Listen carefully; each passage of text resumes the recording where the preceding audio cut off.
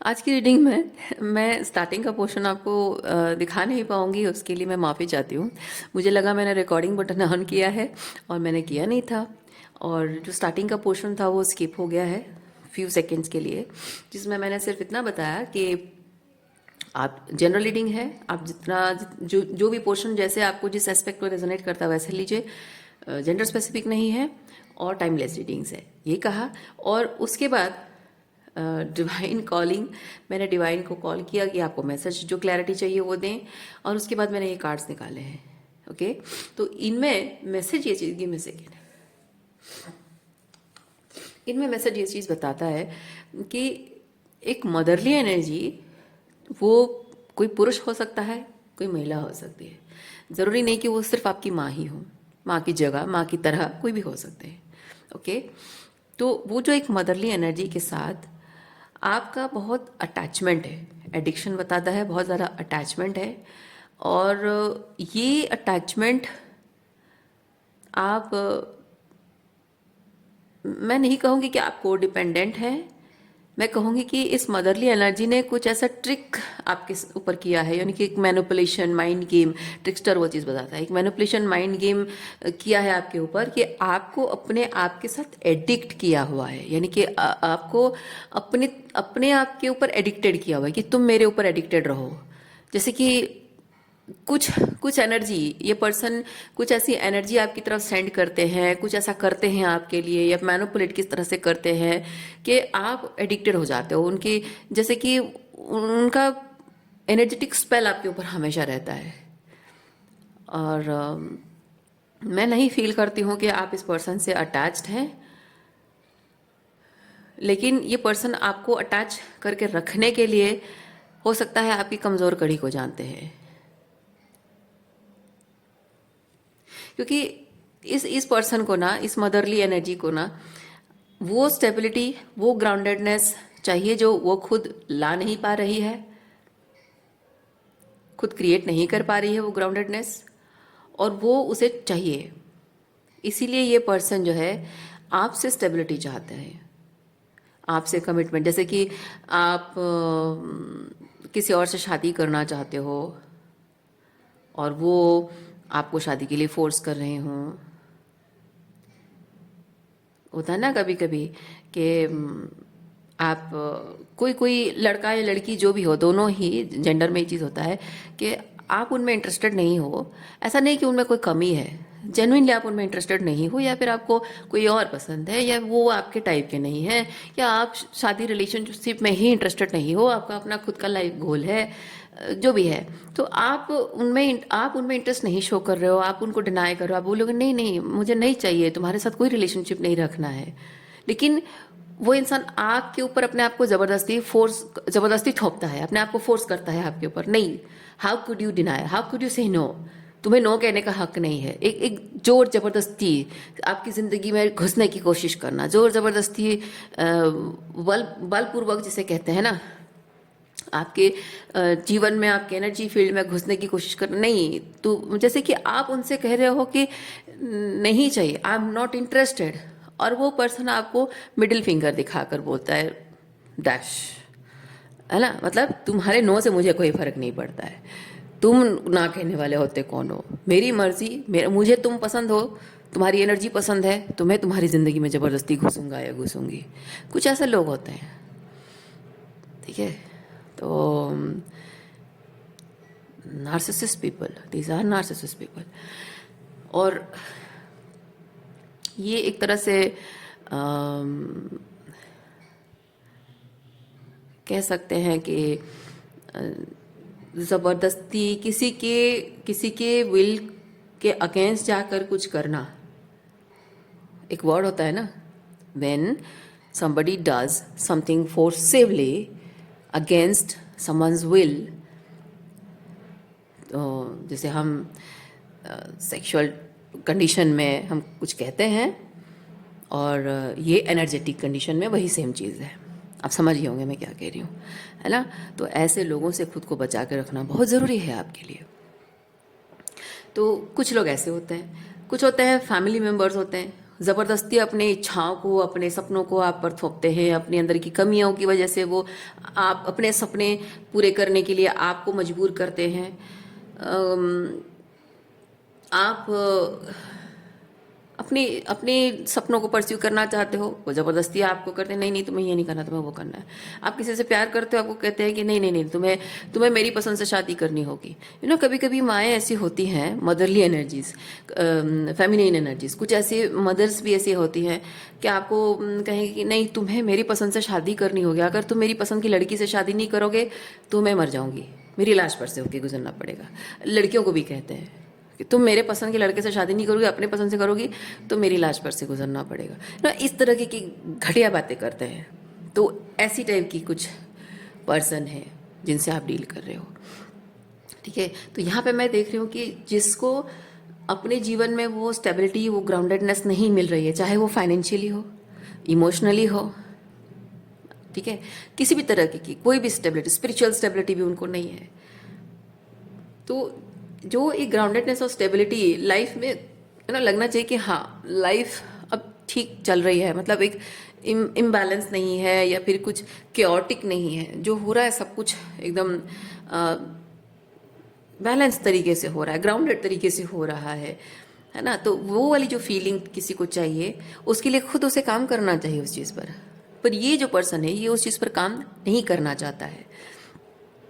और वो आपको ये मदरली एनर्जी, केयर, नर्चर करना, इतना इतना कंसर्न शो करना, मुझे बड़ी फिक्र है, बड़ी चिंता है आपकी, ये सब चीज़ें जो शो करता है ना, ये सिर्फ ट्रिक्स्टर है, सिर्फ माइंड गेम एंड मैनिपुलेशन है, ताकि आपकी एनर्जी को हार्वेस्ट कर सके, आपकी एनर्जी से लैच ऑन करके वो सस्टेन कर सके। और मैं यहाँ पे ये चीज़ देख रही हूँ कि आप बिल्कुल चाहते नहीं हैं इस एनर्जी को, अपनी ज़िंदगी में चाहते ही नहीं हैं। आप एनर्जेटिकली आप फील करते हैं कि this person is not good for me. ये पर्सन जब भी मेरे आसपास होता है मेरा वाइब्रेशन लो हो जाता है, even if it's your mother. जब भी मैं इससे बात करती हूँ, थोड़ा खुल के बात करती हूँ, तो ये बस एनर्जेटिकली बहुत टॉक्सिक तरीके से मेरे ऊपर चढ़ जाती है ना। तो ये वैसी एनर्जी है।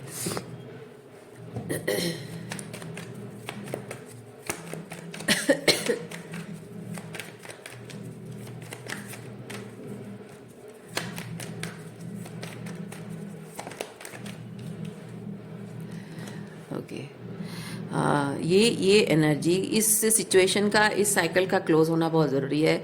इस पर्सन का आपकी ज़िंदगी से दूर हटना बहुत ज़रूरी है। डेथ कार्ड के साथ मैं फील करती हूँ, इसके साथ हमेशा हमेशा के लिए साइकिल एंड करना, रिलेशनशिप एंड करना, ओके, हर तरह से कांटेक्ट एंड करना, ये बहुत ज़रूरी है। डेथ है कि डेड एंड, दरवाज़ा बंद करना, ओके, बहुत ज़रूरी है आपके लिए। और हो सकता है कि आप ऑलरेडी ये चीज़ कर रहे हों।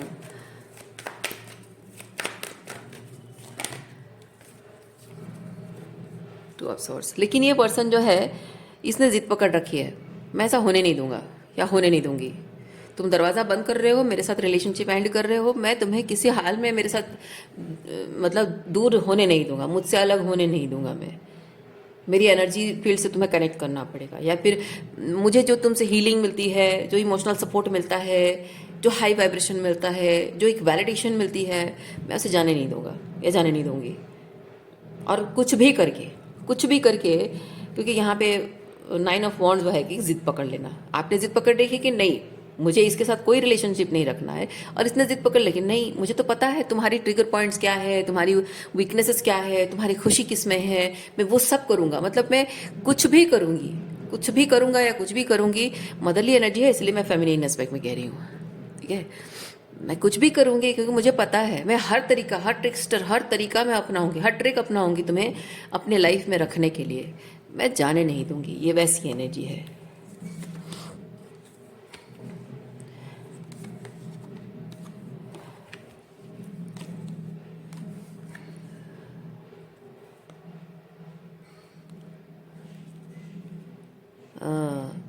आप इस पर्सन के इस पर्सन को अपने लाइफ में रखने के लिए बिल्कुल भी इंटरेस्टेड नहीं है, पूरी तरह से अपने लाइफ से इसे निकालना चाहते हो, और अपने लिए वो हाईएस्ट डेस्टिनी मैनिफेस्ट कर रहे हो अपने लिए, कुछ एक्शंस, कुछ कुछ अच्छा, क्योंकि ये king and queen of wands जो है, ये कि आप में से कुछ लोग अगर ये टॉक्सिक रिलेशनशिप रहा है पास्ट में, कोई पर्सन को आप पसंद नहीं करते हो, या फिर पास्ट एक्स एक्स कोई आपका है, तो आप यहाँ पे अपने लिए हेल्दी पार्टनरशिप मैनिफेस्ट कर रहे हो।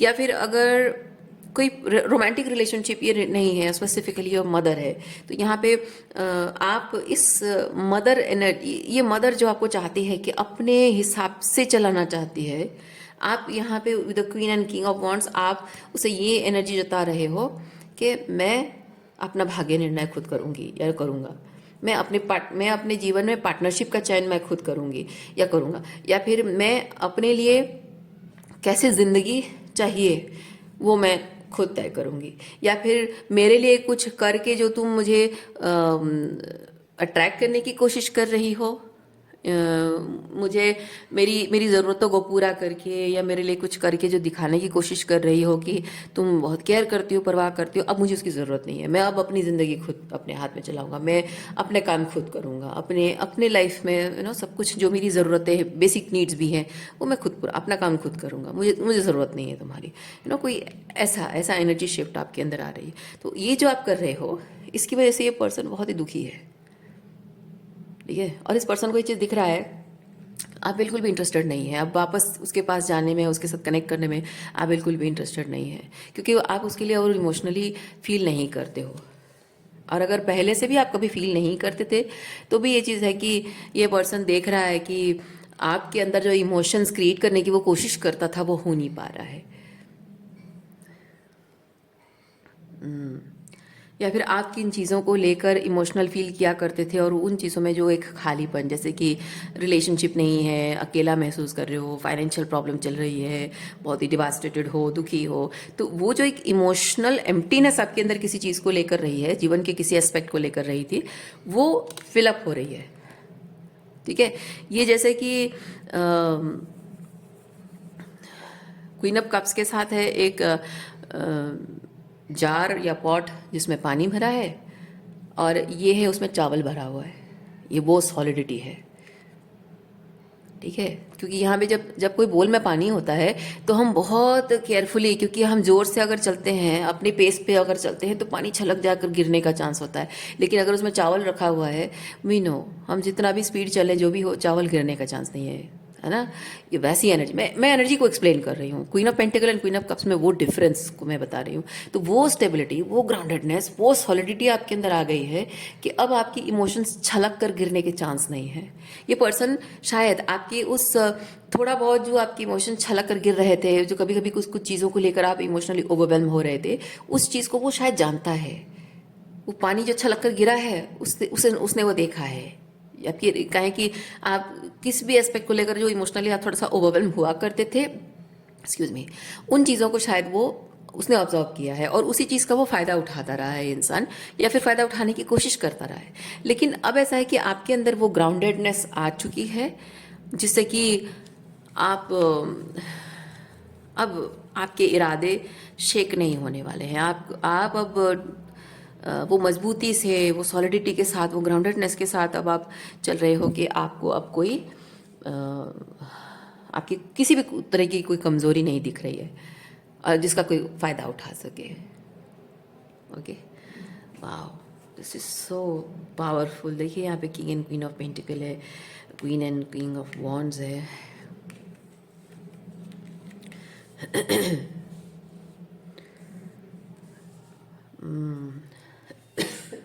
एक्सक्यूज मी, और क्या एनर्जी देखते हैं।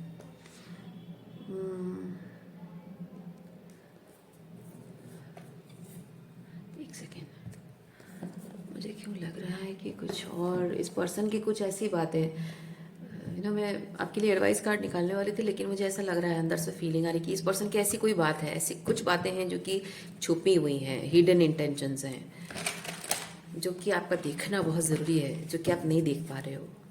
अभी तक तो जितना आपको दिखा है वो ठीक है, अभी भी कुछ ऐसे हिडन इंटेंशंस हैं जिनका एक्सपोज होना बहुत ज़रूरी है।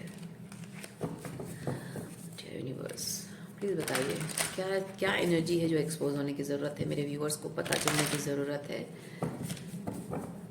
किस चीज़ में रोशनी डालना चाहते हैं आप यूनिवर्स, प्लीज़ बताएं।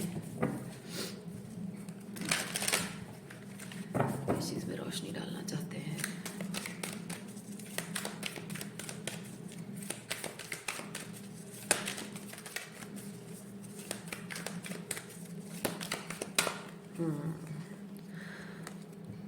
God, benevolence and compassion, recognizing the eternal force within yourself and others. Shadow attribute, despotism and cruelty, using power to control people. किस तरह से पावर टू कंट्रोल, देखते हैं किस तरह से पावर, अपनी पावर को आपको कंट्रोल करने के लिए इस्तेमाल कर रहा है ये person.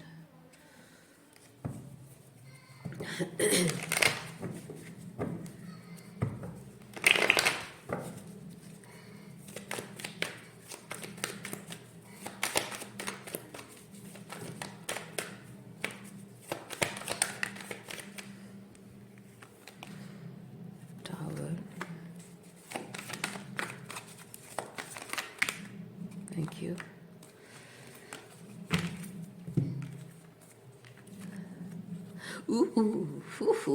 Tower and Devil, 5 of Pentacle. Yes, मैंने कहा ना कुछ ऐसा है जो आपको चाहिए, जो आपके पास नहीं है।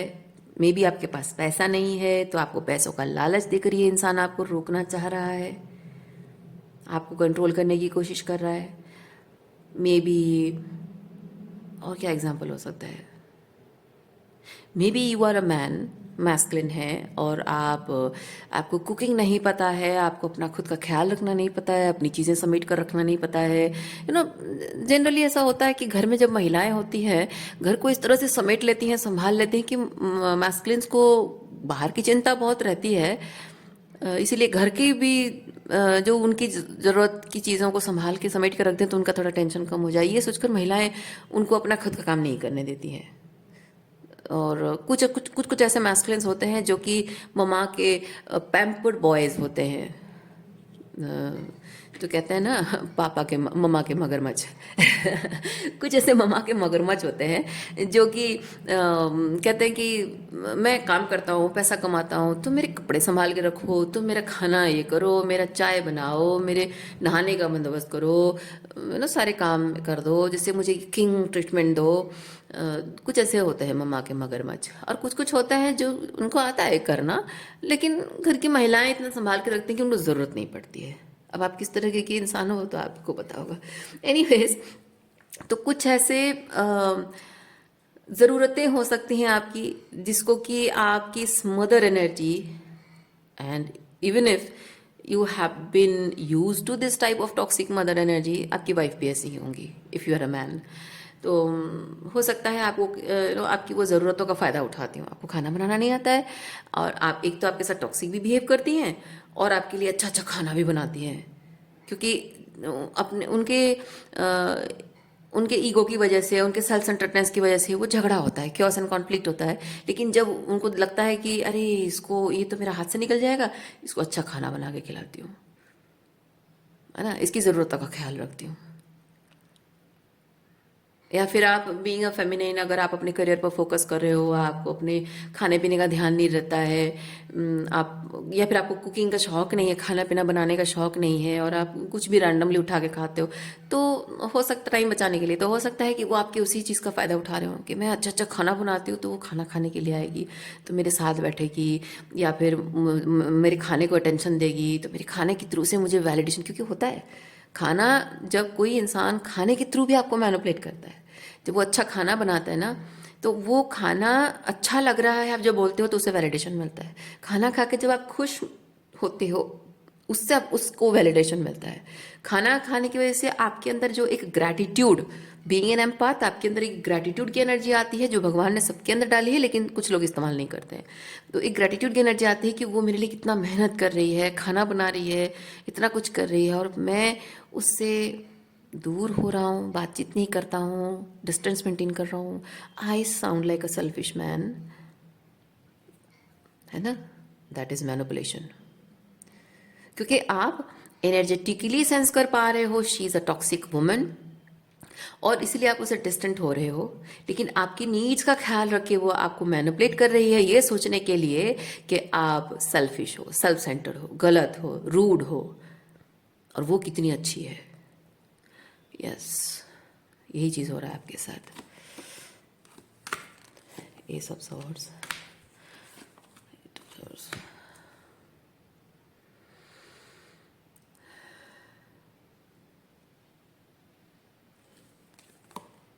इम्पॉर्टेंट कन्वर्सेशंस, आपके इम्पॉर्टेंट कन्वर्सेशंस, आप लाइफ में क्या कर रहे हो, क्या करना चाह रहे हो, क्या प्लान्स कर रहे हो, उन लाइफ में आगे आप लाइफ के आगे जाकर क्या करने वाले हो, मूव फॉरवर्ड करने, ये सब आपका लाइफ प्लान है। ये चैरियट कार्ड, तो लाइफ प्लान आपका क्या है, वो चीज़ with the ace of pentacle, sorry ace of swords, वो एक नया थॉट है, नया आइडिया है, नया प्लान है, नया बिलीव है, नया आइडिया बेसिकली, नया टॉपिक है, नया सोचने वाली चीज़ है। तो ये जो नई चीज़ों पर आप काम कर रहे हो, उसके बारे में एक इन्फॉर्मेशन जो इस पर्सन को चाहिए। सो बेसिकली जो आपके लाइफ गोल्स हैं वो उस पर आप काम कर रहे हो, क्या काम कर रहे हो, कैसे काम कर रहे हो, कैसे मनी मैनेज कर रहे हो, कैसे अपने लाइफ सिचुएशन को मैनेज कर रहे हो, कैसे टाइम मैनेज कर रहे हो, हर चीज़ वो जानना चाहता है या चाहती है। ये क्यों कर रही है? Because this person wants to control your life. अभी भी उसके मन में इंटेंशन है, पता है, ये जो काम ये करते हैं ना, जो spiritually enlighten beings, spiritual warriors, light workers, healers, अपने लाइफ में अपनी पर्पस के साथ अलाइनमेंट में आते टाइम जो भी ऐसे स्नीकी तरीके से आपके बारे में जानने की कोशिश करते हैं, हालांकि आप जो भी कर रहे हो उसके साथ उनका कोई मतलब नहीं है।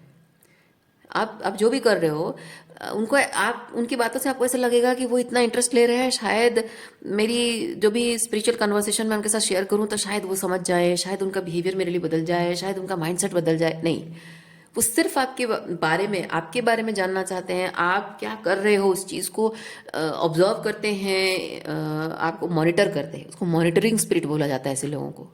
और ये मॉनिटर सिर्फ इसलिए करते हैं क्योंकि आप क्या कर रहे हो, कैसे कर रहे हो, क्यों कर रहे हो, कैसे आपकी एनर्जी शिफ्ट हो रही है, आपका उनके साथ कनेक्शन किस तरह से इस चीज़ की वजह से प्रभावित हो रहा है या फिर प्रभावित हो सकता है, कैसे उस चीज़ का वो फ़ायदा उठा सकते हैं, क्या आपकी कमज़ोरी है उसका जो फ़ायदा उठा सकते हैं, है ना। तो ये सब चीज़ें जानने के लिए वो आपको मॉनिटर करते हैं। वो एक्चुअली स्पिरिचुअली एनलाइटन नहीं होते हैं। आपके साथ है कोई है, वो आपके साथ रहेंगे, लंबे समय तक जुड़े रहेंगे। और जस्ट बिकॉज वो आपके साथ जुड़े हैं, इसका मतलब ये नहीं कि आप स्पिरिचुअली एनलाइटन हो रहे हो तो वह भी स्पिरिचुअली एनलाइटन है तो वह आपके दोस्त बन सकते हैं। नहीं, कुछ लोग होते हैं स्पिरिचुअल लोगों के साथ रहते हैं, जेन्युइनली वो अपने ऊपर काम करना चाहते हैं, और कुछ ऐसे लोग होते हैं जो अपने आप पर काम नहीं करना चाहते लेकिन स्पिरिचुअली एनलाइटन लोगों के बारे में मॉनिटर करते हैं चीज़ों को, ताकि किस तरह से उनकी एनर्जी हार्वेस्ट की जा सके, कैसे उनके स्पिरिचुअल गिफ्ट्स, स्पिरिचुअल पावर को अपने ईगो को बूस्ट करने के लिए, अपने वुंडेड ईगो को सेटिस्फाई करने के लिए, अपने आप को जस्टिफिकेशन देने के लिए, अपने आप को वैलिडेशन देने के लिए इस्तेमाल किया जा सके। कुछ लोग ऐसे भी होते हैं, ठीक है। तो जस्ट बिकॉज कोई आपके स्पिरिचुअल जर्नी में आपके साथ है, इसका मतलब ये नहीं है कि वो आप ही की तरह एक एनलाइटन बीइंग है। और हो सकता है ये पर्सन आपको बार बार जताता हो, कोई रोमांटिक पार्टनर भी हो सकता है, कोई फ्रेंड भी हो सकता है, ठीक है, लिटरली आपकी मदर भी हो सकती हैं, जो आपकी स्पिरिचुअल कहानियाँ, जो भी स्पिरिचुअल बातें करते हो वो सुनते हैं, और वो ऐसे ऐसे बिहेव करते होंगे जैसे कि आपकी ये स्पिरिचुअल बातें उन पर बहुत इम्पैक्ट डालती हो। इवन इफ ऐसा भी होता है कि वो बहुत सारी स्पिरिचुअल इन्फॉर्मेशन कलेक्ट करते हैं, इधर उधर से, हर जगह से बहुत सारी स्पिरिचुअल इन्फॉर्मेशन कलेक्ट करते हैं, और आप ही के साथ ऐसे स्पिरिचुअल टॉपिक पे थोड़ा बहुत जो भी थोड़ा बहुत इधर उधर से कलेक्ट किया हुआ है वो एक आध सेंटेंस जोड़कर वो दिखाने की कोशिश करते हैं कि वो भी स्पिरिचुअली बहुत एनलाइटन है, उन्हें भी स्पिरिचुअलिटी के बारे में बहुत कुछ पता है। तो उससे क्या होता है कि आप इम्प्रेस हो जाते हो, आपको लगता है वाह मैं अकेली नहीं हूँ, ये भी मेरे साथ है। नो, वो आपके साथ नहीं है, वो सिर्फ आपकी एनर्जी हार्वेस्ट करने के लिए आपको झूठा नाटक करके मैनिपुलेट, फसाद क्रिएट कर रहे हैं, मैनिपुलेट कर रहे हैं कि वो भी आपकी तरह है, ताकि आप उनके साथ रहो, उनके साथ एनर्जी शेयर करो, अपनी सीक्रेट शेयर करो, अपने स्पिरिचुअल गिफ्ट शेयर करो, ताकि वो आपकी एनर्जी को चुरा सके। ये लिटरली एक मदर एनर्जी भी है, मतलब एक मदर पर्सन, मदर है पर्सनली, एक मतलब एक पर्सन, माँ किसी की मदर है वो। यस, अगर आपको डाउट हो रहा है, आपको लग रहा है कि ये कैसे ऐसे बोल रही है, एक माँ कैसे अपने बच्चे के साथ ऐसा कर सकती है? यस, मैं दावे के साथ कह सकती हूँ कि जो टॉक्सिक फेमिनिन मदर्स होती हैं वो भी ऐसा अपने बच्चों के साथ करती हैं। जिनको रेजोनेट होता है वो सही सही एकदम सही पकड़ते होंगे, सही समझते होंगे कि हाँ है। और जिनको डाउट होगा, आप लोगों में से जिनकी मम्मी नहीं है, आप जिनकी मदर नहीं है, ये हो सकता है कोई और पर्सन हो, आपकी वाइफ हो सकती है, आपके हस्बैंड हो सकते हैं, आपको कोई बॉयफ्रेंड हो सकता है, आपका कोई फैमिली मेम्बर हो सकता है, कोई फ्रेंड हो सकता है। और कुछ कुछ लोगों के लिए हो सकता है मदर है और आप जानते हो, आप बहुत अच्छे से क्लियरली, क्योंकि ये सब सॉर्ट्स है, आप अच्छे से जानते हो कि आपकी मदर है, मदर ही ऐसा कर रही हैं, and it is a confirmation, आपको वैलिडेशन दी जा रही है इस रीडिंग के थ्रू कि आप गलत नहीं हो। क्योंकि लोगों को हमेशा ये चीज़ बोला जाता है, माँ के बारे में ऐसे बोल रहे हो तुम, अपने माता पिता के बारे में, दुनिया में किसी के बारे में कुछ बोलो, माँ बाप के बारे में ऐसा कभी नहीं बोलना, लोग बोलते हैं ऐसे। दुनिया में कोई भी दुश्मन बन जाए, कोई भी कुछ भी बोल जाए, लेकिन माँ बाप से बढ़कर अपना कोई नहीं होता। ये सबके लिए लागू नहीं होता है, ये सबके लिए लागू नहीं होता है। कुछ कुछ लोगों के लिए माँ बाप ही सबसे बड़े शत्रु होते हैं, ये आपको मानना पड़ेगा। जो आप मतलब आप अगर एक्सपीरियंस कर रहे हो, आपको हिंट मिल रही है, आपको रेड फ्लैग्स दिख रहे हैं, लेकिन आप मानना नहीं चाहते हो, आप दुनिया की वो जो कंडीशनिंग आपको शायद मजबूर कर रही है सोचने के लिए कि ऐसे कैसे कर लूँ मैं, ऐसे कैसे अपनी माँ को, अपने पिता को कैसे इस तरह से मैं एलिगेशन लगाऊं और ब्लेम करूं, या कैसे उनको उस कटघरे पे खड़ा करूं, लोग मेरे बारे में क्या सोचेंगे, लोग मेरे बारे में क्या सोचेंगे अगर मैं अपनी माँ के खिलाफ जाकर बात करूं या फिर अपने पिता के खिलाफ जाकर बात करूं। इसी की वजह से हो सकता है कि आप इस चीज़ को महसूस करते हैं, रेड फ्लैग्स को महसूस करते हैं, लेकिन उसे एक्सेप्ट नहीं करना चाहते। तो आपको ये करना होगा। और कुछ लोग हैं इस चीज़ को बहुत खुल्लम खुल्ला एक्सेप्ट करते कि हाँ है, मेरी मम्मी ऐसी है। ओके, देखते हैं आपके लिए क्या एडवाइस है।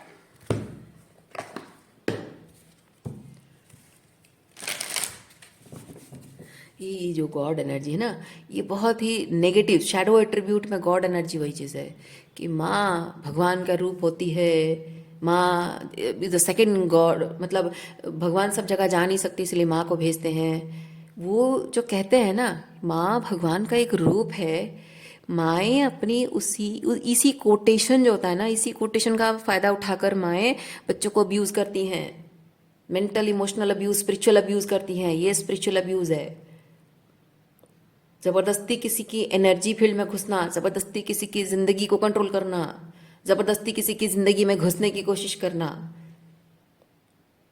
बलपूर्वक अत्याचार, उसका एक वर्ड होता है, दिस इज स्पिरिचुअल डैश, जो भी है वर्ड, ओके,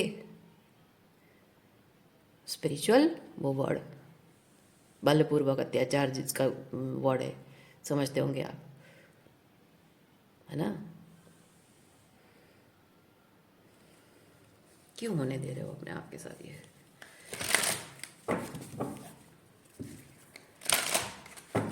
आपकी जो भी कमज़ोर साइड है उस कमज़ोर साइड पर काम करिए। ये मत बनिए आप क्वीन ऑफ कप्स मत बनिए, वो पानी पानी से भरा हुआ जो बोल है वो मत बनिए जिसमें पानी छलक जाता है। चावल से भरा हुआ, मिट्टी से भरा हुआ वो बर्तन बनिए जिसमें कि आप आपकी एनर्जी स्पिल होने का चांसेस नहीं है। वो सॉलिडिटी, वो ग्राउंडेडनेस अपने अंदर लाइए। ताकि कोई ऐसी एनर्जी में, चाहे रोमांटिकली हो, फैमिली मेम्बर हो, मदर हो, कोई आपकी एनर्जी को इस तरह बलपूर्वक स्पिरिचुअली कुछ ना कर सके आपके साथ, है ना।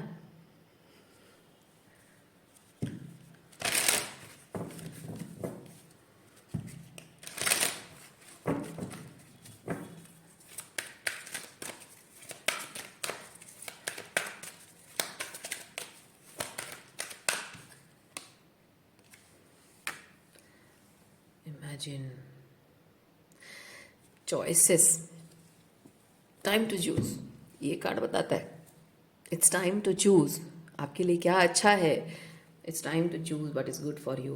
Regeneration, DNA regeneration, cell regeneration, blood line में, आपके ब्लड लाइन में मदर एनर्जी के साथ इस तरह की टॉक्सिसिटी जुड़ी हुई है, जो हो सकता है कि आपकी मदर अपनी खुद की माँ से लेकर आई हैं। ओके, हो सकता है आपकी माँ अपनी खुद की मदर से लेकर आई हैं। जैसे कि आपकी मदर आपको, मैं एग्जांपल दे रही हूँ, मैं दो एग्जांपल दूंगी। एक पहला एग्जांपल, आपकी मदर आपको बहुत कंडीशन करती है, बहुत हाई पेडेस्टल पे रखती हैं और एक्सपेक्ट करती हैं कि मेरा बेटा या बेटी जो भी है वो आइडियल बेटा और आइडियल बेटी तभी हो सकता है जब etcetera etcetera etcetera etcetera etcetera बहुत लंबे चौड़े कंडीशन सेट हो, तभी जाकर तुम आइडियल बेटा या बेटी हो।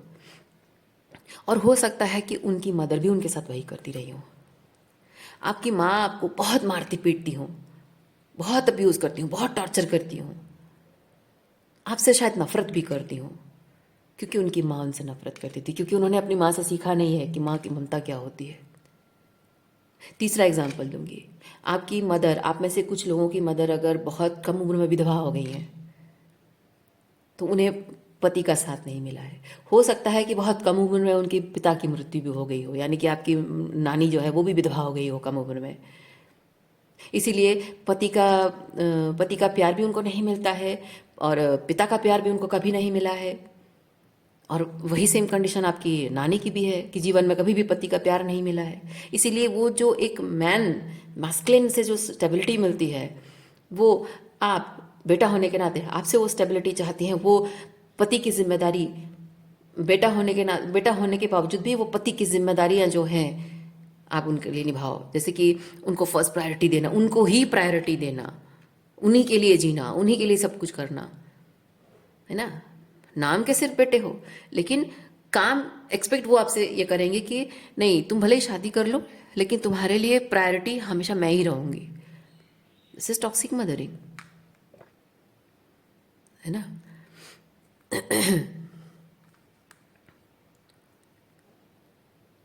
टॉक्सिक मदरिंग, और एक एग्जांपल देती हूँ।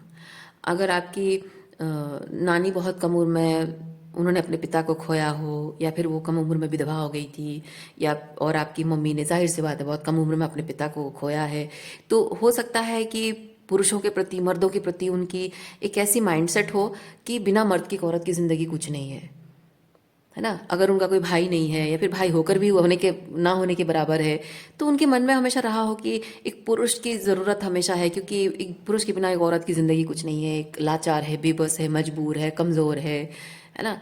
तो उसकी वजह से एक माइंडसेट ऐसा रहा हो, इसीलिए हो सकता है उनकी शादी ऐसे घर में हुई हो जिसमें मैस्कुलिन्स बहुत बहुत मैसोजेनिस्ट मैन रहते हों, यानी आपके फादर मैसोजेनिस्ट हों, औरतों से नफरत करते हों, औरतों को मारते पीटते हों, या फिर एक नार्सिसिस्ट मैन हो सकते हैं, मैसोजेनिस्ट नहीं भी हैं तो एक नार्सिसिस्ट मैन है जो कि औरतों को अपने पैरों की जूती समझते हों, है ना, और उनका सम्मान ना करते हों, उनको सिर्फ अपनी ज़रूरत के लिए इस्तेमाल करना, नौकरानी की तरह काम कराना, अपनी ईगो बूस्ट करने के लिए इस्तेमाल करना, उस तरह से हो सकता है आपके फादर हों। और आपकी मदर कभी भी उस चीज़ को रेजिस्ट ना करती हूँ। क्यों? क्योंकि उनके अंदर एक डर है कि नहीं, पुरुषों के बिना औरत का कुछ अस्तित्व नहीं है, तो मेरा पति जो कर रहा है करने दो, लेकिन एटलीस्ट जिंदा तो है, मेरे साथ, मुझे साथ में तो रखा हुआ है, मेरा तो कोई है नहीं करता धरता, रखने मेरा करने वाला कोई है नहीं, तो जो करता है करे। और आपको भी शायद वैसे सिखाया है कि भाई तुम मर्द हो तो तुम कुछ भी कर सकते हो, तुम्हारी पावर बहुत है, तुम मर्द हो तो तुम कुछ भी डिमांड कर सकते हो, और तुम्हारी wife she is suppose to do everything for you. या फिर आप एक औरत है तो आपको शायद आपकी मदर ने सिखाया है कि बेटा तुम कभी भी जुबान नहीं खोलना, कभी अपने हस्बैंड के सामने कुछ बोलना नहीं, पापा के सामने कभी कुछ बोलना नहीं।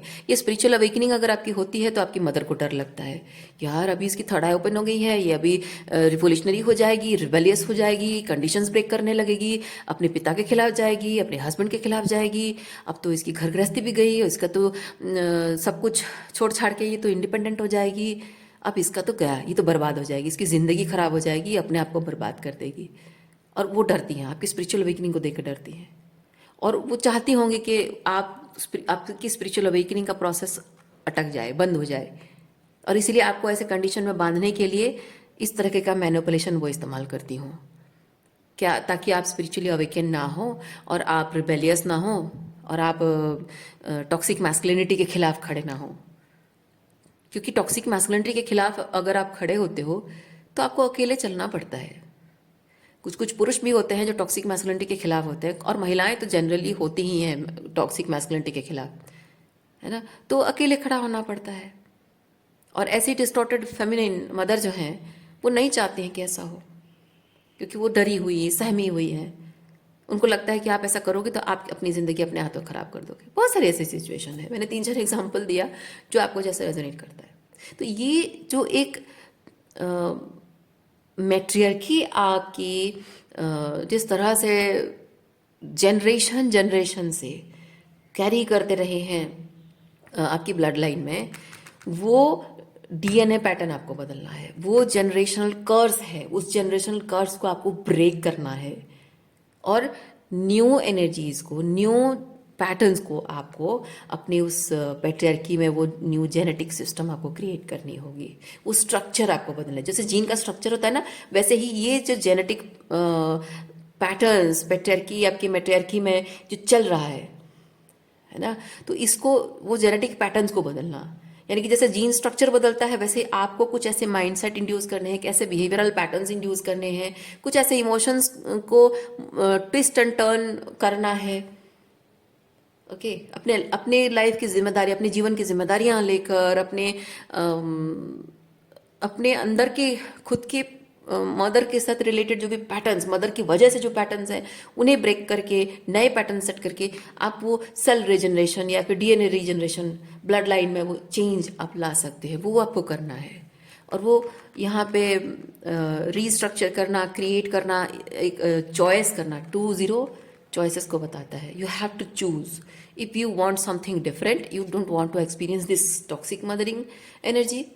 और अगर अपनी ज़िंदगी में ये अपने लिए हाईएस्ट डेस्टिनी रिलेशनशिप आप जो डिजर्व करते हैं, वो स्टेबिलिटी, ग्राउंडेडनेस के साथ, है ना, वो रिलेशनशिप जिसमें सिर्फ ज़रूरत के लिए नहीं है ना, सिर्फ ज़रूरत के लिए एक दूसरे के साथ नहीं है कि मैं एक औरत हूँ, मजबूर हूँ, मुझे एक मर्द की ज़रूरत है, एक मर्द जिसे अपनी ज़रूरतों के लिए काम वाली बाई की तरह एक नौकरानी फ्री ऑफ कॉस्ट चाहिए तो शादी करनी है, नहीं। दो लोग एक दूसरे के साथ जुड़े, जिंदगी को एक बहुत ही वाइड पर्सपेक्टिव से, बहुत ही ब्यूटीफुल पर्सपेक्टिव से देखें, जिंदगी को एक खूबसूरत क्रिएशन ऑफ द मैंने creation of God, creation of universe जो भी है, उसको उस तरह से इंजॉय करना और एंजॉय वाला माहौल क्रिएट करना, है ना, ये वो एनर्जी है कि आप अपने रिश्ते को एंजॉय करते हो। एंजॉय करने का मतलब सिर्फ फिजिकल एंजॉयमेंट नहीं है, दिल से एंजॉय करते हो, एनर्जेटिक, मतलब एक दूसरे के साथ आप दोस्त भी हैं, रोमांटिक पार्टनर्स भी हैं, है ना, तो वो चीज़ है।